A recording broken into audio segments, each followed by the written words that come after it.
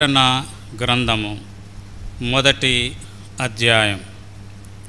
ప్రకటన గ్రంథం మొదటి అధ్యాయము మొదటి 3 వచనాలు మనం చదువుకున్నాం. దీనిలో ఈ మొదటి వచనము గురించి గత కొన్ని వారాలుగా మనం ధ్యానం చేస్తూ వస్తూ ఉన్నాం. దీనిలో యోహాను పత్రిక ఈ యొక్క ప్రకటన గ్రంథాన్ని ఎవరు వ్రాశారు, ఎప్పుడు వ్రాశారు, ఎందుకు రాశారు అనేటువంటి విషయాలు మనము చూస్తూ వచ్చాం. తర్వాత ఆయన దాసులు అనేటటువంటి వారు ఎవరు, వారికి ఉండేటటువంటి లక్షణాలు ఎలాంటివి, వారు నెరవేర్చే పనులు ఎలాంటివి అనేది మనం చూస్తూ వచ్చాం. తర్వాత యోహాను ద్వారా దేవుడు తన దాసులకు ఇస్తూ ఉన్నటువంటి భద్రత లేదా క్షేమము లేదా మేల్కొల్పు ఎలాంటిది అనేటటువంటిది గత కొన్ని వారాలుగా మనం చూస్తూ వచ్చాం. అందులో మొదటిదిగా మనం చూస్తూ వచ్చాం ఏంటిది అంటే ఆయన యొక్క ప్రత్యక్షత మనకు అనుగ్రహిస్తూ వచ్చాడు అనేది మనం చూస్తూ ఉన్నాం. తరువాత రెండవదిగా మనం అక్కడ చూస్తూ వచ్చాం ఆయన యొక్క ప్రేమ అనేటటువంటిది మనం చూసాం. అంటే ఒక తప్పు ఉన్నది, దానిని సరిదిద్దుకొని మారు మనసు పొందు అనేటటువంటి విషయాన్ని, హెచ్చరికను కూడా మనం అక్కడ చూస్తూ వచ్చాం. మూడవదిగా ఆయన ప్రత్యేకపరిచినటువంటి విధానం, ఆయన ముద్ర అనేటటువంటిది మన మీద వేసి మనల్ని ప్రత్యేకమైనటువంటి వారుగా ఉంచినట్లుగా, మనం ఉంచుతూ ఉన్నట్లుగా మనం అక్కడ చూస్తూ ఉన్నాం. నాలుగవదిగా మనము ఆయనను స్తుతించే వారముగా ఉండేటట్లుగా మనల్ని మరి ప్రోత్సాహపరుస్తూ ఉన్నట్లుగా మనం చూస్తూ వచ్చాం. ఐదవదిగా ఈ దినాన్న మనం చూస్తే కొంచెము కఠినమైనటువంటి విషయమే అయినప్పటికీ కూడా మనము ఆ యొక్క పరిస్థితులలో నుండి, ఆయా పరిస్థితులలో నుండి తప్పించబడే దాని కొరకై అవసరమైనటువంటి విధానము అది ఏంటిది అంటే హతసాక్షులయ్యేదాని కొరకై దేవుడు మరి ఆ రీతిగా సిద్ధపరుస్తూ ఉన్నట్లుగా మనం చూస్తూ ఉన్నాం. లేదా హతసాక్షులయ్యేదాని కొరకై తన దాసులకు అవకాశం ఇస్తూ ఉన్నట్లుగా మనము చూస్తూ ఉన్నాం. రండి, ఈ యొక్క ప్రకటన గ్రంథం 6వ అధ్యాయము మనం గనక చూస్తే 9వ వచనము నుండి మనం గనక చదివితే, 6వ అధ్యాయము 9వ వచనము నుండి మనం చదువుతాం. ఆయన 5వ ముద్రను విప్పినప్పుడు దేవుని వాక్యము నిమిత్తము తాము ఇచ్చిన సాక్ష్యము నిమిత్తమును వధింపబడిన వారి ఆత్మలను బలిపీఠము కింద చూచితిని. వారు నాద సత్యస్వరూపి పరిశుద్ధుడా, ఎందాక తీర్పు తీర్చకయు మా రక్తము నిమిత్తము భూనివాసులకు ప్రతిదండన చేయకయు ఉందువని బిగ్గరగా కేకలు వేసిరి. తెల్లని వస్త్రము వారిలో ప్రతివానికి ఇవ్వబడెను, మరియు వారి వలనే, దయచేసి ఇది జాగ్రత్తగా గమనించండి, మరియు వారి వలనే చంపబడబోవు వారి సహదాసుల యొక్కయు సహోదరుల యొక్కయు లెక్క పూర్తగు వరకు ఇంకా కొంచెము కాలము విశ్రమింపవలెనని వారితో చెప్పెను. అంటే హతసాక్షులైనటువంటి వారి విషయమే కాకుండా హతసాక్షులు కాబోయేటటువంటి వారి విషయము కూడా ఇక్కడ వ్రాయబడినట్లుగా మనం ఇక్కడ చూస్తూ ఉన్నాం. కాబట్టి ఈ యొక్క ప్రకటన గ్రంథం మొదటి అధ్యాయములో దేవుడు తన ప్రజలను జాగ్రత్త పరుస్తూ ఉన్నట్లుగా చూస్తూ ఉన్నాం. ఎలా జాగ్రత్త పరుస్తూ ఉన్నాడు అంటే, దేవుడు యేసుక్రీస్తుకి ఆయన యొక్క ప్రత్యక్షత ఇవ్వటము ద్వారా యేసుక్రీస్తు తన దూత పంపించి యోహానుకు, పరవాసిగా పద్మాసు దీపములో ఉన్నటువంటి యోహానుకు ఆ విషయాలు తెలియపరిచినట్లుగా మనం చూస్తూ ఉన్నాం. దాంతే మాత్రం కాకుండా మనం అక్కడ చూస్తూ ఉన్నది ఏంటంటే 3వ వచనములో సమయము సమీపించినది గనుక ఈ ప్రవచన వాక్యములు చదువువాడును వాటిని విని ఇందులో వ్రాయబడిన సంగతులు గైకొని వారును ధన్యులు. కాబట్టే ఏదైతే ప్రభువారు తన దూతను పంపి యోహాను ద్వారా ఈ యొక్క ప్రకటన గ్రంథంలో వ్రాయించి ఉంచాడో వాటిని చదివేవారు, వాటిని విని ఆ సంగతులను గ్రహించి గైకొనేటటువంటి వారు ధన్యులు. ధన్యులు అంటే మన స్పష్టమైన మన యొక్క భాషలో చెప్పాలంటే ఆశీర్వదించబడిన వారు అనేది అర్థం. కాబట్టి ఆ రీతిగా ఆశీర్వదించబడినటువంటి వారుగా నీవు నేను ఉండాలని దేవుడు ఆశిస్తూ ఉన్నాడు. అందుకే కొరింథీయులకు రాసినటువంటి పత్రికలో అంటాడు, మహిమ నుండి అధిక మహిమలోనికి ప్రవేశించాలని దేవుడు నీ ఎడల నా ఎడల ఆశ కలిగి ఉన్నట్లుగా మనం చూస్తాం. అదే కొరింథీ పత్రికలో మరలా వ్రాయబడతా ఉన్నది ఏంటంటే, సూర్యుని మహిమ వేరు, చంద్రుని మహిమ వేరు, నక్షత్రముల మహిమ వేరు. కాబట్టి వాటి వాటి మహిమను బట్టి వారి స్థాయిలు ఉంటాయి. కాబట్టి దేవుడు నిన్ను నన్ను ఎలా ఉండాలని ఆశిస్తూ ఉన్నాడంటే, మహిమ నుండి అధిక మహిమ, మహిమ నుండి అధిక మహిమలోనికి నీవు నేను వెళ్ళాలనేది దేవుని యొక్క ఆశ. ఆ యొక్క మహిమ నుండి అధిక మహిమలోనికి వెళ్ళాలి అంటే నీవు నేను దేవుని యొక్క పనిలో, దేవుని కొరకైనటువంటి సమర్పణలో మనము ఏ రీతిగా ఉండాలి అనేటటువంటిది మనం ఇక్కడ చూస్తూ ఉన్నాం. కనుక ప్రియమైన సహోదరుడా, ప్రియమైన సహోదరి, దేవుని కొరకై జీవించేటటువంటి జీవితం, అవసరమైతే హతసాక్షులయ్యే దాని కొరకై, చంపబడే దాని కొరకై నీవు నేను సిద్ధమైన వారంగా ఉండాలి. అయితే అనేక పర్యాయాలు మనం చిన్న మాట అంటేనే సహించలేని వారముగా ఉంటాం. కానిది చిన్నది వారు చెప్పినది మనము అంగీకరించకపోయినా దానిని బట్టి వారెంతో నొచ్చుకునేవారుగా ఉండేవారుగా ఉన్నారు.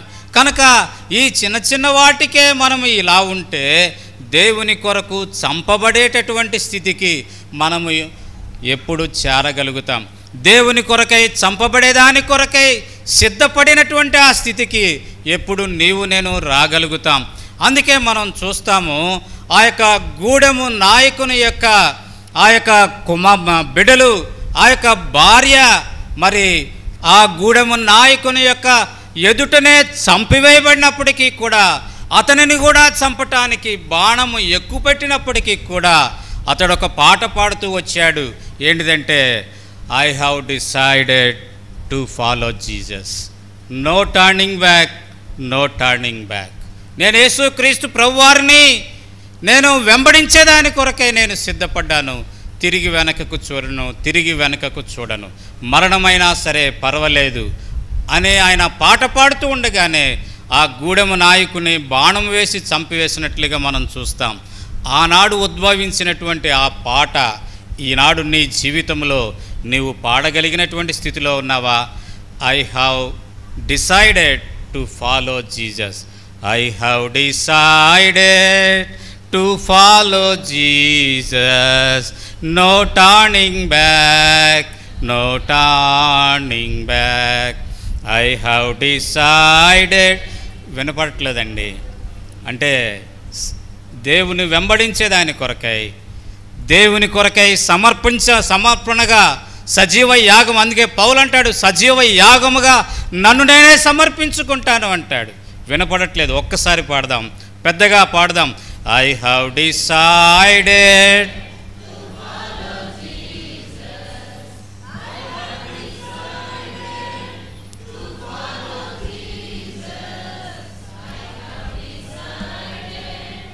to follow Jesus, no turning back, no turning back, no turning back, no turning back.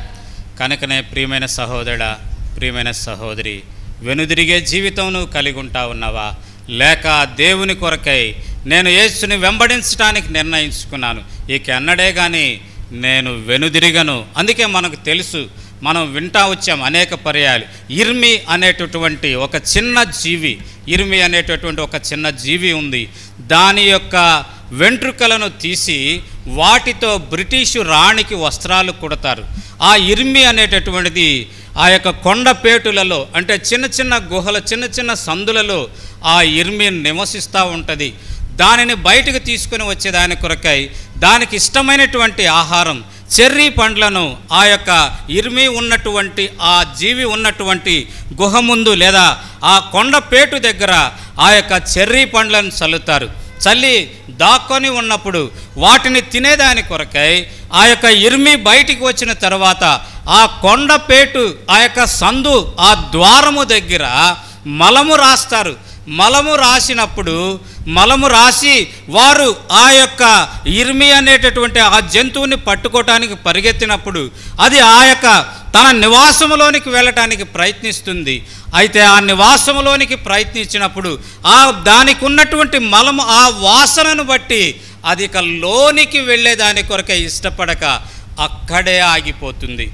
ఏ మాత్రమే కానీ తన శరీరానికి ఆ యొక్క మలము అంటించుకోవటానికి అది ఏమాత్రము ఇష్టపడకుండా అక్కడే ఆగిపోయి తన ప్రాణాన్ని ఇవ్వటానికి ఇష్టపడుతుందే తప్ప తను మలాన్ని అంటించుకోవటానికి మాత్రం, మురికి అంటించుకోవటానికి మాత్రం అది ఇష్టపడదు. దానిని పట్టుకొని చంపి ఆ వెంట్రుకలు తీసి ఆ రీతిగా వస్త్రాలు కుడుతూ ఉంటారు కదా. చిన్న జీవి మలము రాస్తేనే అది మురికి అంటించుకోవటానికి ఇష్టపడకుండా తన ప్రాణం ఇవ్వటానికి ఇష్టపడినటువంటి జీవిగా దాన్ని మనం చూస్తూ ఉన్నాం.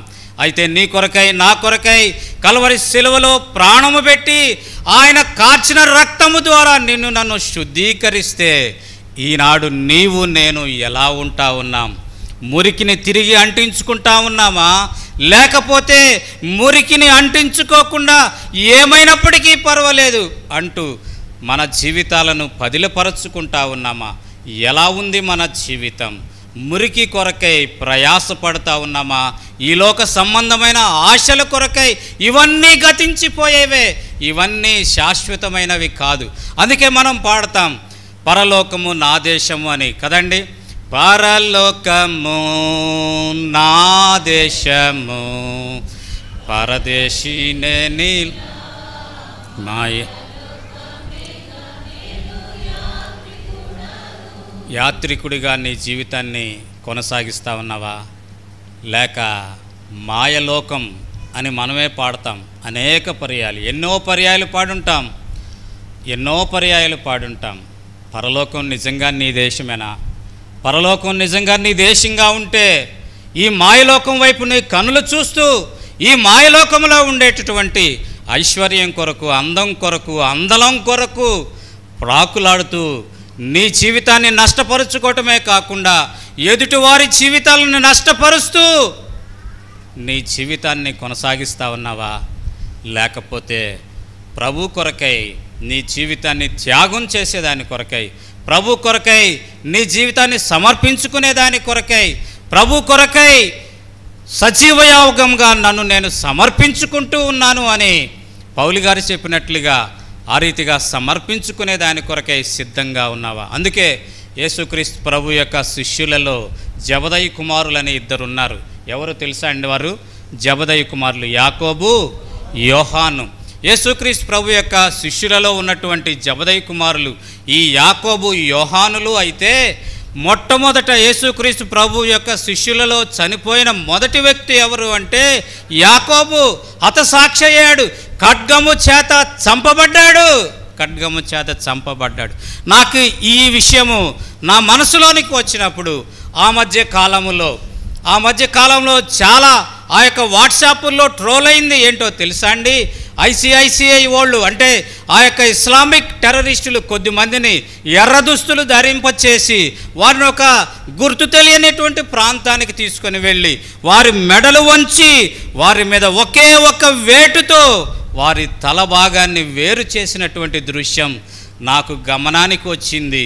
నా హృదయం కలత చెందింది, వేదన చెందింది. ప్రభువా ఎంతోమంది ఆ యొక్క త్యాగ ఫలితం, ఎంతోమంది యొక్క జీవితాల యొక్క త్యాగ ఫలితం ఈనాడు నీవు నేను ఈ రీతిగా ప్రభు సన్నిధిలో కూర్చుండగలుగుతా ఉన్నాం.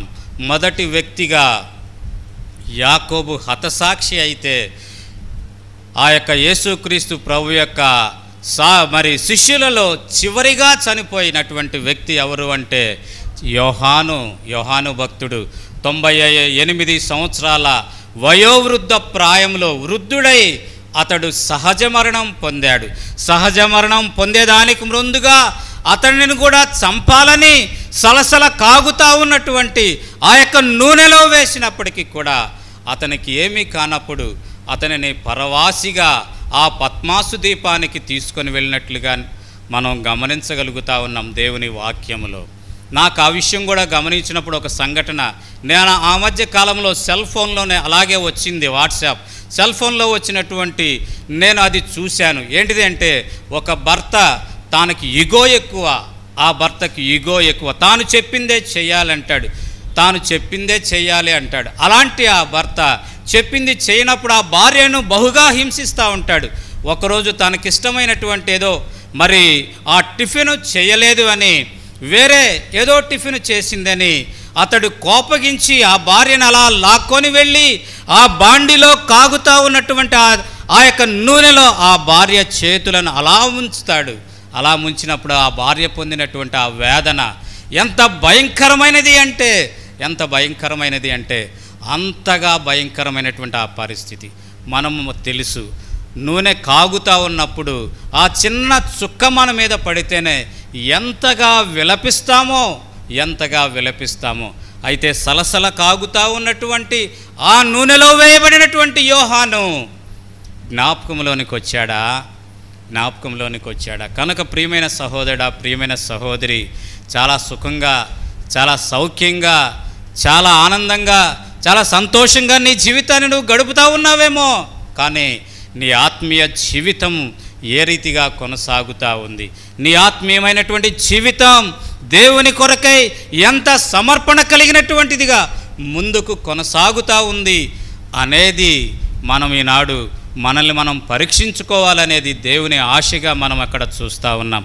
కనుకనే రండి, ఎవరు ఈ హతసాక్షులు అంటే అక్కడ మనం చూస్తూ ఉన్నాం, అక్కడ వ్రాయబడినటువంటిది మనం అక్కడ చూస్తూ ఉన్నాం. చూడండి, ఈ యొక్క 6వ అధ్యాయం 11వ వచనంలో ఆ యొక్క వ్రాయబడినటువంటి మాట ఏంటిది అంటే అక్కడ మనం చూస్తాం. చూడండి 9వ వచనం, ఆయన 5వ ముద్రను విప్పినప్పుడు దేవుని వాక్యము నిమిత్తము తామిచ్చిన సాక్ష్యము నిమిత్తమును వధించబడిన వారి ఆత్మ. దేని కొరకండి వారు వధించబడిందంటే, దేని కొరకు వారి వధించబడిందంటే దేవుని వాక్యము కొరకు, దేవుని వాక్యము కొరకై వధించబడ్డారు. వారు యేసుక్రీస్తు ప్రభువారిని గూర్చి ఇచ్చిన సాక్ష్యము కొరకై వధించబడినటువంటి వారిగా ఉన్నారు. అంతేకాదండి, 20వ అధ్యాయము రండి చూద్దాం.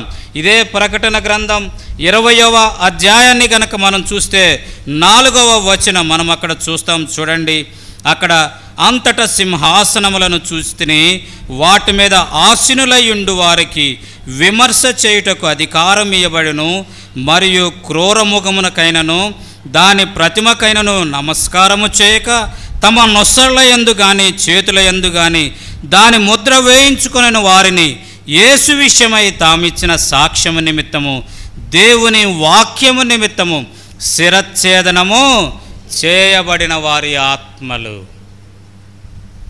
రాబోతున్నటువంటి తరములో జరిగేటటువంటి విషయాలు మనం ఇక్కడ చూస్తూ ఉన్నాం. అవేంటిదంటే, ముద్ర వేయించుకొనటువంటి వారిని, ప్రతిమకు నమస్కారము చేయనటువంటి వారిని శిరచ్ఛేదనము చేయబడేటటువంటి స్థితి అనేది మనం గమనిస్తూ ఉన్నాం.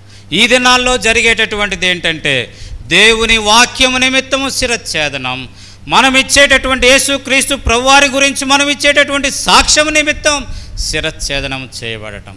కనుక ప్రియమైన సహోదరుడా, ప్రియమైన సహోదరి, ఏ స్థాయిలో నీ యొక్క ఆత్మీయమైనటువంటి జీవితం ఉంది. అందుకే ఈ యోహాను భక్తుడే, యోహాను రాసినటువంటి మొదటి పత్రికలో వ్రాస్తాడు, తండ్రులారా అంటూ రాస్తాడు, యవనస్తులారా అంటూ రాస్తాడు, పిల్లలారా అంటూ రాస్తాడు. ఏ స్థాయికి ఎదిగావు? పిల్లవానిగానే ఉన్నావా? ఆటలాడుకునేటటువంటి జీవితం, ఆటలాడుకుంటూ వస్తువులను పగలగొట్టుటూ, ఆటలాడుకుంటూ వస్తువులను చిందరవందర చేసేటటువంటి ఆ యొక్క పిల్లవాని మనస్తత్వంలోనే నీ జీవితం ఉంటా ఉందా? ఆటలాడుకుంటూ మా యొక్క సంఘాన్ని చిందరవందర చేసేటటువంటి ఆ స్థితిలోనే నీ జీవితం ఇంకా ఉంటా ఉందా? లేక ఆటలాడుకుంటూ ఆ యొక్క వస్తువులను పగలగొట్టినట్లుగా సంఘాలని పగలగొట్టేటటువంటి స్థితి, లేదా హృదయాల్ని బద్దలు కొట్టేటటువంటి స్థితిలో నీ జీవితం ఉంటా ఉందా? యవనస్తుడిగా ఎప్పుడు ఎదుగుతావు? యవనస్తుడిగా ఎప్పుడు ఎదిగి ఎదిరించగలిగినటువంటి స్థితి, సాతానుని జయించగలిగినటువంటి స్థితిలోనికి నువ్వు ఎప్పుడు ఎదుగుతావు? ఈ యొక్క పరిస్థితులన్నిటిలో నుండి, ఈ యొక్క పిల్లవాని పరిస్థితులన్నిటిలో నుండి ఎదిగి యవనస్తుడిగా వచ్చేటటువంటి ప్రతి విధమైనటువంటి శోధనను జయించి జయించి జయించి జయించిన వానికి ఏంటండి? జయించిన వానికి జీవకిరీటం ఉంది, జయించిన వానికి మన్నా ఉంది, ఎన్నో ఉన్నాయి, మనం అక్కడ చూస్తూ ఉన్నాం. ఆ జయించే స్థితిలోనికి ఎప్పుడు నీవు చేరగలుగుతావు? తండ్రి స్థితికి ఇంకెప్పుడు చేరతావు? ఇంకా పిల్లవానిగా ఉంటే తండ్రి స్థితి ఏంటి? తండ్రి ఏం చేస్తాడండి? తండ్రి ఏం చేస్తాడు?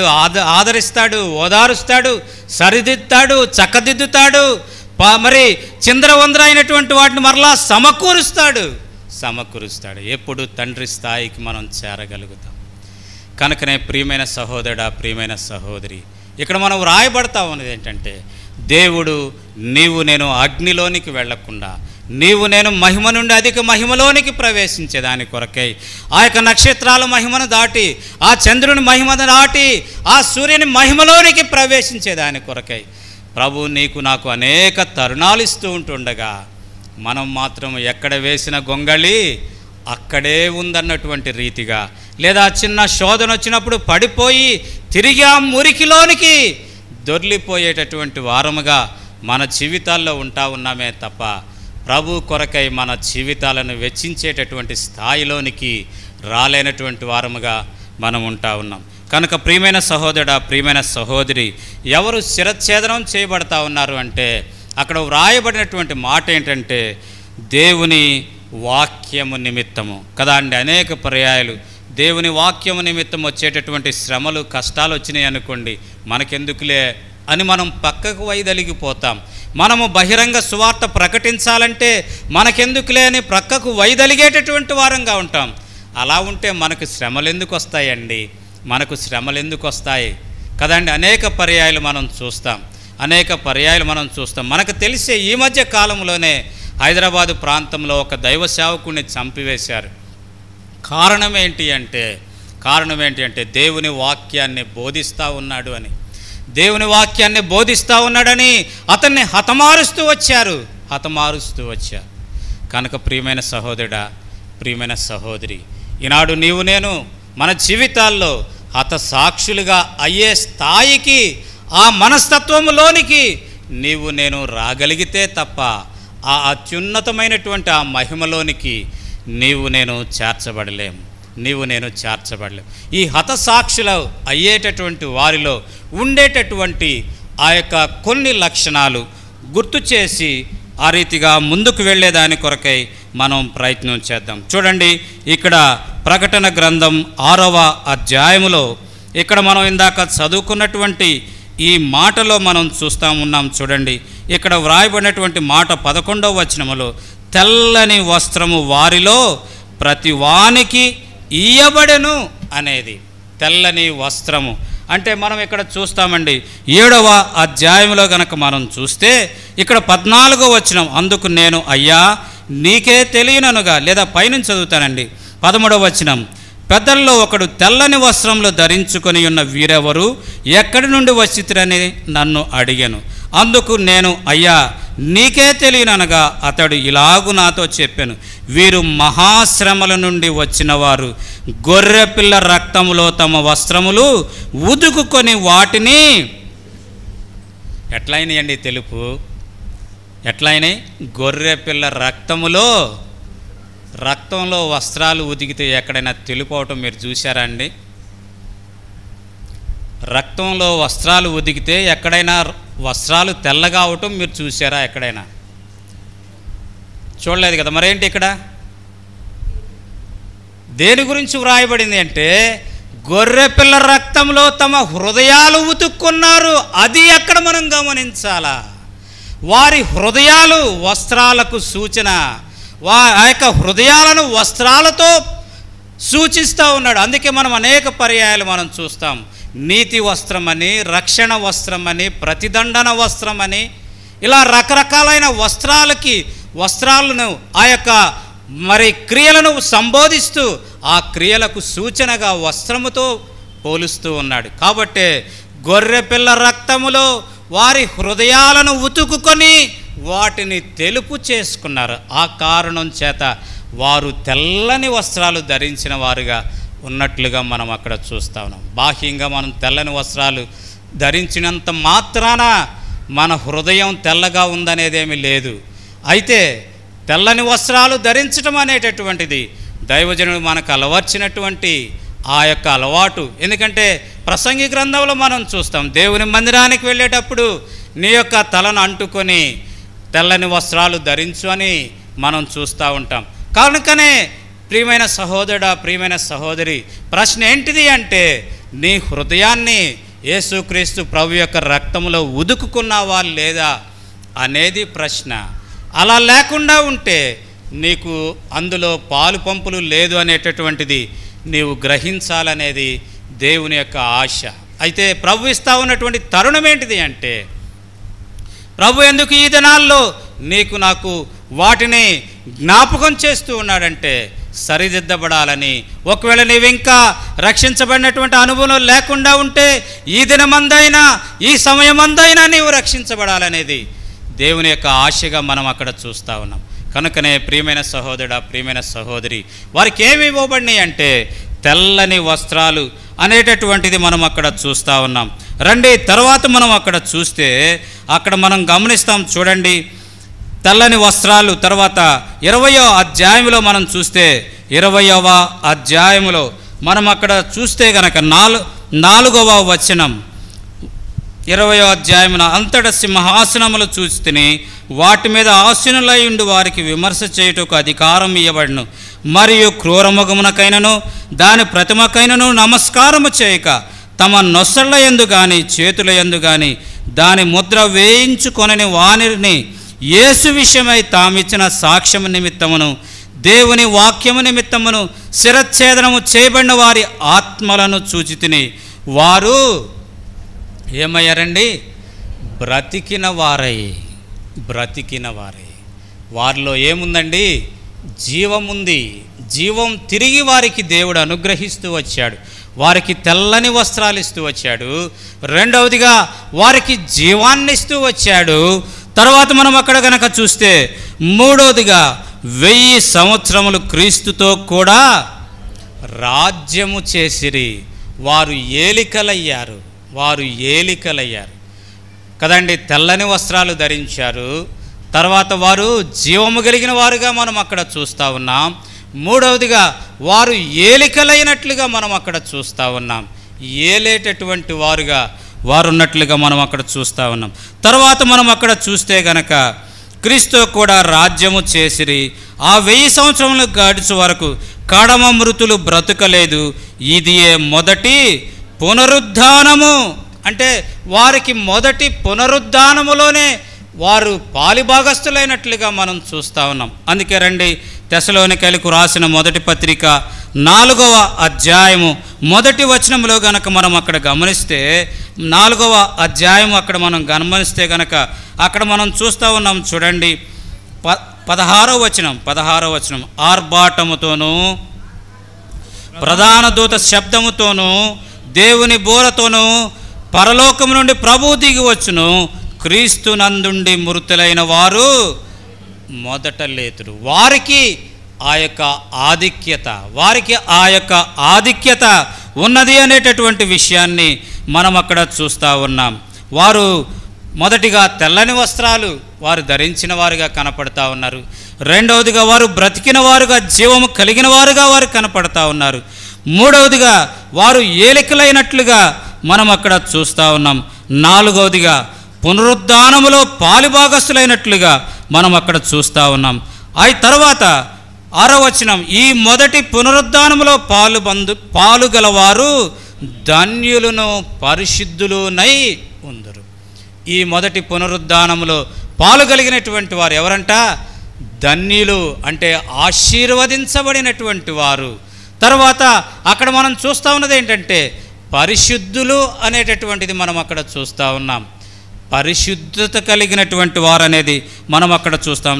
అంత మాత్రమే కాకుండా అక్కడ మనం చూస్తూ ఉన్నాం, ఇట్టి వారి మీద రెండవ మరణమునకు అధికారం లేదు. వీరు దేవునికిని క్రీస్తుకును యాజకులై క్రీస్తుతో కూడా 1000 సంవత్సరములు రాజ్యము చేసిరి. ఏంటంట, వారికి రెండవ మరణం మీద వారి మీద రెండవ మరణానికి అధికారం లేదు. వారు క్రీస్తుకును దేవునికి యాజకులుగా ఉన్నట్లుగా మనం అక్కడ చూస్తూ ఉన్నాం. కనుక ప్రియమైన సహోదరుడా, ప్రియమైన సహోదరి, ఎలా ఉంది మన జీవితం? ఈనాడు పరిశుద్ధతను మనం కొనసాగించుకున్నటువంటి వారముగా, దేవుని కొరకైన సమర్పణ జీవితం కలిగినటువంటి వారముగా మనం ఉండగలుగుతూ ఉన్నామా? అలా లేకపోతే ఈనాడు నీ జీవితం గొప్ప నష్టంలో ఉంటా ఉంది అనేది మనం గమనించాలనేది మనం చూస్తా ఉన్నాం. అందుకే యేసుక్రీస్తు ప్రభువారు తాను ఏర్పరచుకున్నటువంటి ఆ యొక్క 12 మంది శిష్యులలో ఒక్కరు తప్ప, అంటే ఇద్దరు తప్ప, మొదట ఏర్పరచుకున్న 12 మంది శిష్యులలో ఇద్దరు తప్ప మిగిలిన 10 మంది హతసాక్షులయ్యారు. తరువాత వారితో కూడా చేర్చబడిన మత్తీయ కూడా హతసాక్షి అయినట్లుగా మనం అక్కడ చూడగలుగుతా ఉన్నాం. యోహాను మాత్రమే చివరిలో సహజ మరణం పొందినట్లుగా మనం చూస్తాం. సమయం అయిపోతూ ఉంది కాబట్టి వాటి జోలికి వెళ్ళటం లేదు. మన భారతదేశానికి వచ్చినటువంటి ఇద్దరు శిష్యులు మనకు తెలుసు కదండి. భారతదేశానికి వచ్చినటువంటి ఇద్దరు శిష్యులు ఎవరంటే, ఒకరు బర్తలోమయి. ఈ బర్తలోమయి అనేటటువంటి అతను ఉత్తర భారతదేశంలోనికి వచ్చి దేవుని స్వార్థను ప్రకటించినట్లుగా మనం చూస్తూ ఉన్నాం. క్రీస్తు శకం 68వ సంవత్సరంలో అతడు బ్రతికి ఉండగానే పదునైనటువంటి కత్తులతో అతని చర్మాన్ని ఒలిచి చంపివేశారండి. బహుఘోరమైన మరణాన్ని అతడు పొందినట్లుగా మనం చూస్తూ ఉన్నాం. బర్తలోమయి భారతదేశానికి, ఉత్తర భారతదేశానికి వచ్చి దేవుని యొక్క రాజ్య సువార్తను ప్రకటించినటువంటి వ్యక్తి అతనిని ఎలా చంపారు అంటే, బ్రతికుండగానే అతని చర్మాన్ని పదునైన కత్తులతో ఒలిచి చంపారు కదండి. చిన్న గాయమైతే అండి, కొద్దిగా రక్తం వస్తే అండి, చిన్న ఎదురు దెబ్బ తగిలితే అండి, బ్రతికుండగానే చర్మం అంతా ఒలిచివేయబడింది. ప్రభు కొరకైన సమర్పణ ఎంత గొప్ప సమర్పణ అండి. అలాంటి వారు ఎక్కడుంటారండి? సూర్యుని మహిమ వేరు, మహిమ నుండి అధిక మహిమ. ఒకవేళ అక్కడ పత్రికలు పంచుతుంటే కొడుతున్నారు అంటే అక్కడెవ్వరు ఉండరు, పారిపోయే జనాంగంలో ఉంటారే తప్ప నిలబడి క్రీస్తు కొరకై సజీవ సాక్ష్యముగా నిలబడేవారు ఎవరే కానీ ఉండే స్థితి ఈనాడు కనిపించటం లేదు. క్రైస్తవులమని చెప్పుకోవటానికే ఈనాడు సిగ్గుపడేటటువంటి వారుగా ఈనాడు ఉంటా ఉన్నారే తప్ప, నేను క్రైస్తవుని, క్రీస్తుని అనుసరించేటటువంటి బిడ్డను అని చెప్పుకొని శ్రమైన, బాధైనా, వేదనైనా, కరువైనా, కష్టమైన, నష్టమైన, కన్నీరైనా క్రీస్తు కొరకు నిలబడతాను అని చెప్పగలిగిన వారు ఎవరూ లేరండి. అలా నా జీవితాలు ఉండాలని ప్రభు ఆశిస్తూ ఉన్నాడు. అలా నీవు నేను దేవుని నుండి అత్యధికమైన మహిమలోనికి ప్రవేశించాలని ఆశిస్తూ ఉన్నాడు. రెండవ వ్యక్తి ఎవరంటే తోమా, అపోస్తులుడైనటువంటి తోమా. అతడు మద్రాసు పట్టణంలో బల్లెముతో పొడిచి చంపబడ్డాడు. మనకు తెలుసు కదండి. ఇంకా ఉంది సెయింట్ థామస్ మౌంట్ అని మద్రాసు పట్టణంలో ఉంటా ఉంది. కనుకనే ప్రియమైన సహోదరుడా, ప్రియమైన సహోదరి, ఈనాడు మన జీవితాలు ఎలా ఉన్నాయి? ఈనాడు మన జీవితాలు ఒకవేళ అలాంటి పరిస్థితే మనకొస్తే, బ్రతికుండగానే చర్మము ఒలుస్తామంటే ఈ క్రీస్తు వద్దు, ఈ బైబిల్ వద్దు అని వదిలేసి పారిపోయేవారమే తప్ప, క్రీస్తు కొరకై నా ప్రాణమైనా ఇస్తానని నిలబడేవారు ఎంతమందిమి? మనల్ని మనం పరీక్షించుకుందాం. ఒకవేళ శిరచ్ఛేదనమే చేయాల్సిన పరిస్థితి వస్తే, ఇదిగో నేనున్నాను అంటూ ముందుకొచ్చేవారు ఎంతమందిమి? పరీక్ష చేసుకుందాం. కనుక ప్రియమైన సహోదరుడా, ప్రియమైన సహోదరి, మన ముందు ఎంతోమంది హతసాక్షులైనటువంటి వారు ఉన్నారు. ఒకవేళ ప్రభు ఆ యొక్క నిత్య నరకాగ్ని నుండి తప్పించి నీకు అధికమైన మహిమ ఇవ్వచ్చేదాని కొరకై, నిన్ను హతసాక్షిగా ఉండేదాని కొరకై నిన్ను ఏర్పరచుకుంటే, ప్రభువా నేనున్నాను అని చెప్పగలవా? ఒకవేళ అలా లేకుండా పారిపోయే స్థితిలో ఉన్నావా? మనల్ని మనం పరీక్ష చేసుకుందాం. ప్రభు ఇస్తా ఉన్నటువంటి తరుణం, ప్రభు కొరకై నిలబడేటటువంటి తరుణం. ప్రభు కొరకై మన జీవితాలు వెచ్చించేటటువంటి తరుణం, ప్రభు కొరకై మనకున్న సమస్తాన్ని వెచ్చించేటటువంటి తరుణాన్ని ప్రభు నీకు నాకు ఇస్తూ ఉండగా, అందుకే మనం చూస్తాం ఆ యొక్క యేసుక్రీస్తు ప్రభువారు ఆరోహణమై వెళ్ళినప్పుడు అక్కడ కలిగినటువంటి ఆ యొక్క చేరినటువంటి వారందరూ కూడా ప్రతిదినము ఇంటింట రొట్టె ఎలా విరుస్తూ వచ్చారంటే వారికి కలిగినటువంటిది అంతటినీ కూడా అమ్మి అపోస్తలుల పాదాల దగ్గర పెడుతూ వచ్చారు. అయితే ఒకడి విషయం మాత్రం మనకు అక్కడ తెలుసు. ఎవరండి? ఐదవ అధ్యాయం అపోస్తలుల కార్యం, 5వ అధ్యాయము అపోస్తలుల కార్యము 5వ అధ్యాయంలో మనం అక్కడ చూస్తూ ఉన్నాం. చూడండి, అపోస్తలుల కార్యాలు 5వ అధ్యాయంలో ఎవరండి అతను? అననీయ సప్పీరా. మనందరికీ తెలుసు కదండి అననీయ సప్పీరాలు. ఈనాడు బర్నబా వలె మనమున్నామా, లేక బర్నబాను చూసి వాత వేసుకునే అననీయ సప్పీరాల్లాగా మనం ఉంటా ఉన్నామా? కనుక ప్రియమైన సహోదరుడా, ప్రియమైన సహోదరి, మనం పరీక్ష చేసుకుందాం. స్టెఫెన్ గురించి చెప్పాలని ఆశపడ్డాను.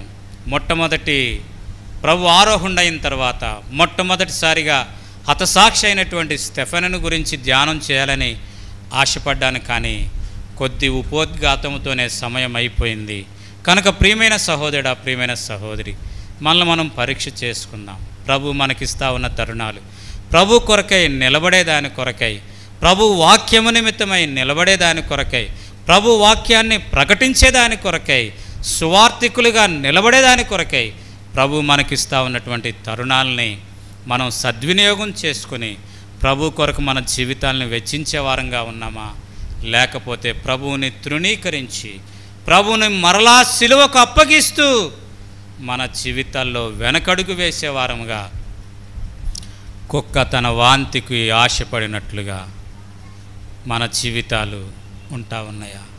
పరీక్ష చేసుకుందాం, సరిదిద్దుకుందాం, సిద్ధపడదాం, ప్రభు వలను సమీపిద్దాం.